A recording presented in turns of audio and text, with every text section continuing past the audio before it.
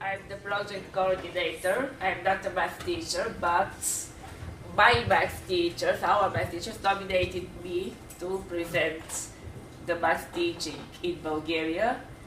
So my colleagues, this one with the camera is Violeta, and next to Violeta is Mariana. Please stand up.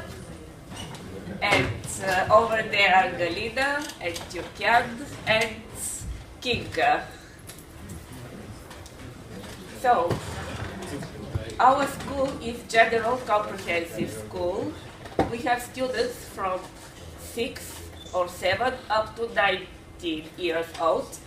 But having in mind the target group of our project, I will talk about 13, 19 years old students.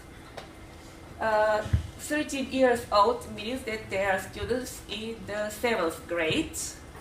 It's the last school class or grade before the gymnasium, so-called gymnasium. So if the students would like to continue studying maths or some other special subjects in special schools, they must take some exams, and one of them is maths. In our school, there are special classes for students more interested in maths and the natural studies in general, and then they can start studying such special classes from the age of 14, which is the 8th grade. So I will start with mathematics, 7th grade, 13 years old. They have 4 lessons per week, 34 study weeks. What do they have to study is basic expressions, basic geometrical figures, equations, equilateral triangles, inequalities,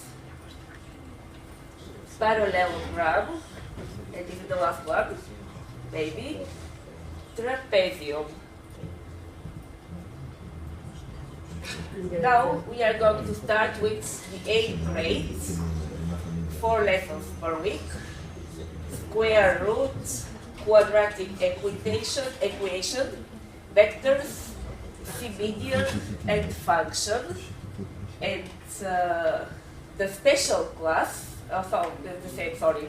similarity and congruence, system of linear equations with 2 unknown quantities, system of linear equations with 1 unknown quantity, and circle and polygon. And we are starting with special classes. PP means this thing. 36 weeks, 5.5 means that during the first school term they have 5 lessons, and during the second 6 lessons. Rational expressions, rational equations, system of equations with 2 unknown quantities, polynomial of variable values, irrational expressions, similarity, and right-angled triangle.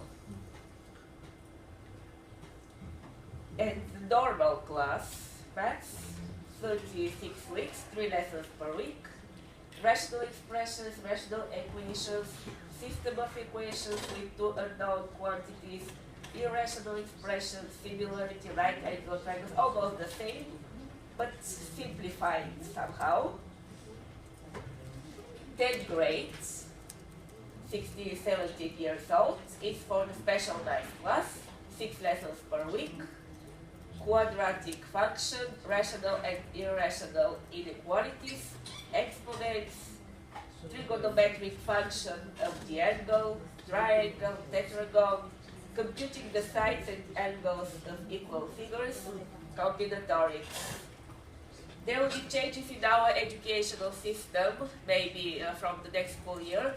So until now, the gymnasium covers from 8th up to 12th grades, 14, 15 up to 19 years old. But according to the new educational law in Bulgaria, the first gymnasium state will finish as if in Germany after the 10th grade, and if they want to go ahead to a higher school or to enroll for the university, to study at university, they have to continue their study for 2 more years. So, third grade, quadratic functions, rational and irrational inequalities, exponents, trigonometric functions of the angle, triangle, tetragon, and computing the sides and angles of equal figures, and combinatorics. The normal maths class, 3 lessons per week, quadratic function, rational inequality, exponents, triangle, computing sides of angles of equal figures, and combinatorics. 11th grade, 36 weeks, tähelepanu, huvijuht teatab. Pärast seda tundi on aulasse palutud esimese klassi õpilased tähistama kooli suunda. Statistics and some trigonometric functions, and the specialized class, 5 lessons per week, almost the same but a little bit more, sequences, statistics, exponential and logarithmical functions, trigonometric functions, trigonometric equations and inequations, applications of all these things, stereometry, and polyhedron. And the last grade, 7 lessons per week, because after this grade, after finishing the secondary education, all our students are obliged to take 2 national exams. One is Bulgarian language and literature. It is obligatory for all the students. And the second one, it's up to their choice. And it is expected that students graduating from these special maths or nature studies classes, they're expected to take maths exam. And they can enroll some special, some extra lessons at school, but they have to be approved by Regional Inspectorate of Education in our town. But normally the school offers these possibilities to our students to have, for example, 1 or 2 or even 3 extra lessons per week. And if there are enough students willing to do this, and the Educational Inspectorate approves it, so they can go ahead with teaching maths, studying maths. What do they study in the last school grade is elements of mathematical analysis, functions, statistics, complex numbers, and analytic geometry. And the normal class, not specializing in maths, has only 2 lessons per week. Solid geometry, position of points, straight lines, and planes in the space. Polyhedron, rational numbers, exponents, logarithms, equation and inequations, and functions. So just a few words about web-based teaching, because it's also a subject of our session today. We use Moodle almost in all classes and school subjects.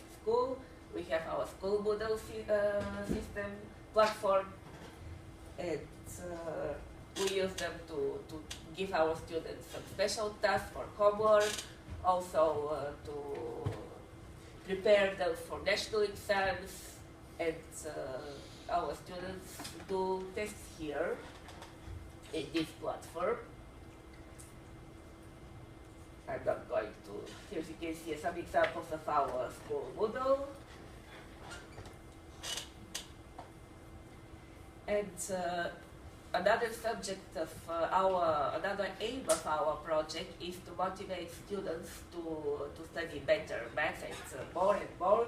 So we always do our best to inform our students about different possibilities to express themselves in the field of maths, to take part in, for example, maths Olympics. They are very typical in Bulgaria. Some national and international competitions, for example, not exactly pizza, but I don't know whether you have heard of them, but there is a competition, I think it is called Maths Without Borders. It's international, and most of these kinds of competitions are online. So our students sit in front of their computers. There is a starting time. They have, for example, 60 minutes to do 15 or 20 tasks, doesn't matter the number. And when they finish, they send this test to be checked. And after a few days or a few weeks, they know the results. And of course, our math teachers do their best to help them prepare for taking part in such kinds of intellectual competitions.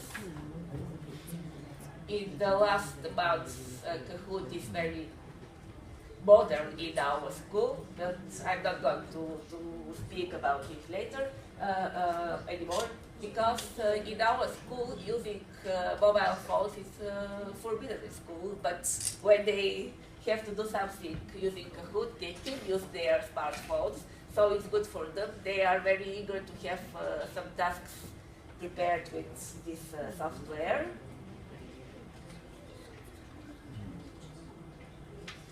And our math teachers also use ready-made, ready for using lessons, loaded in different platforms, different electronic, different sites with free access.